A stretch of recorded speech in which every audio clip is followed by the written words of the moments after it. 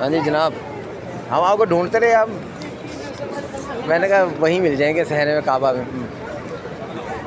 अब ये देख लें आगे जी, चले जी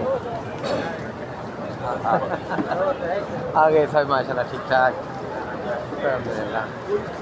चलो अल्लाह खैर करे। ये अब हम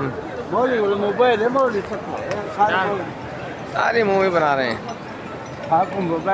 हाँ ये घर वालों को भेज देते हैं ना, ये पीछे वो भी देखते हैं ना। अच्छा। हाँ वो भी देखते हैं। मदीना कहाँ जाएगा तुम? मदीना जाएगा 3 तारीख को।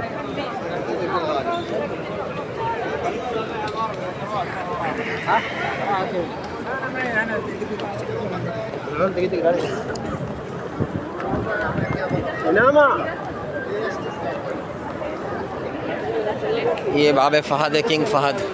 इंशाल्लाह रात को हम आएंगे यहाँ एहराम पहन के, और फिर हमें अंदर जाने दिया जाएगा यहाँ से इंशाल्लाह। चलें ठीक है, अब